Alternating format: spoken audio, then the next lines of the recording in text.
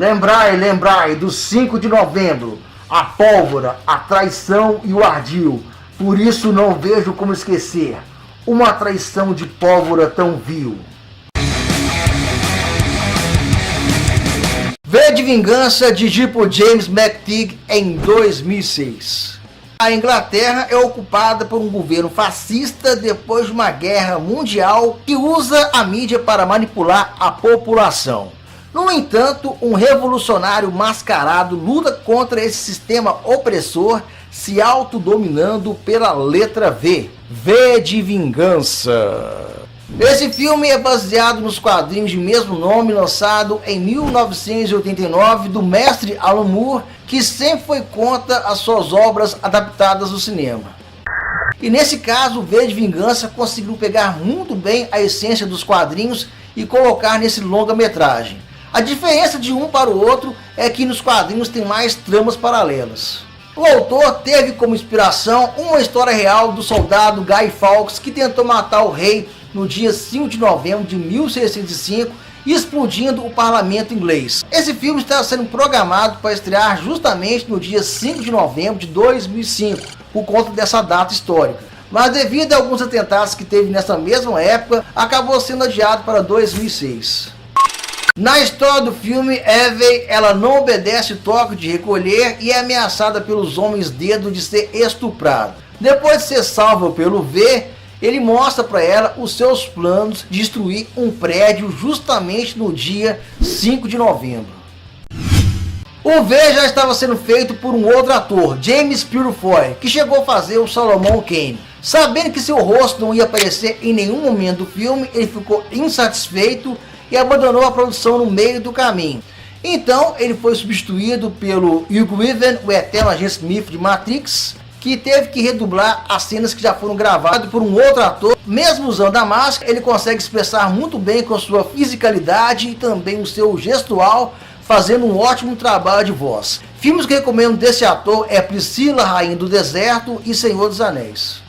Natalie Portman, que já fez O Profissional e Star Wars Ameaça Fantasma, ela faz Eve, que é a personagem que é quase como se fosse uma aluna das ideias do V. Através dessa personagem é que enxergamos como o super-herói ele pensa contra o governo corrupto, e também ela começa numa situação bem frágil e seu personagem vai ganhando uma carga dramática muito forte conforme ela vai conhecendo as ideias desse revolucionário.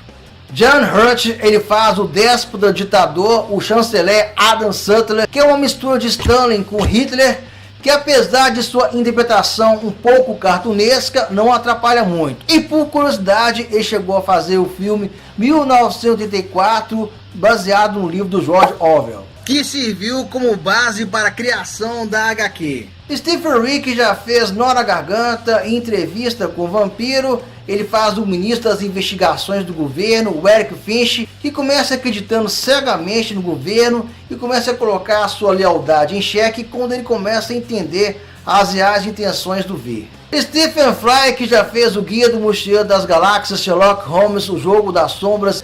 Ele faz um apresentador de TV, um talk show, o Gordon, e também ele é a favor das ideias do V, mas não pode assumir isso publicamente. Ele está numa boa interpretação, fazendo um personagem que esconde certas coisas do governo, porque senão ele pode ser morto. Roger Allam, que já fez Speed Racer, A Mulher de Preto, ele faz a voz de Londres, numa atuação um pouco afetada, mas que não compromete.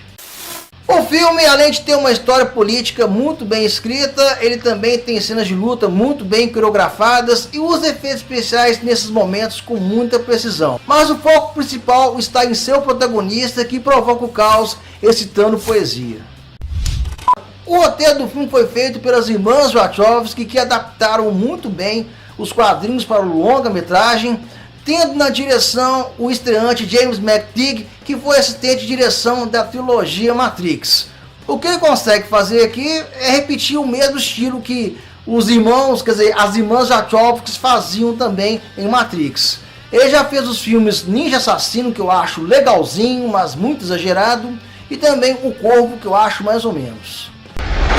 A máscara de Guy Fawkes, ela foi feita pelo mesmo desenhista da HQ V de Vingança, o David Lloyd, que pegou os traços do Revolucionário, criando esse visual para o personagem.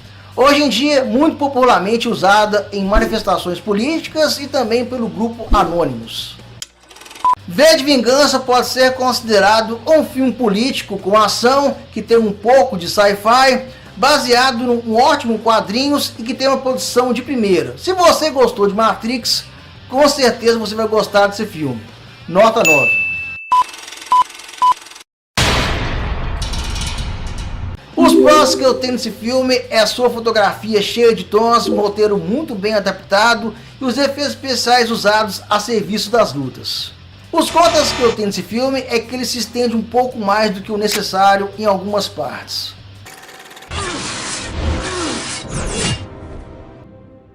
O único veredito é a vingança.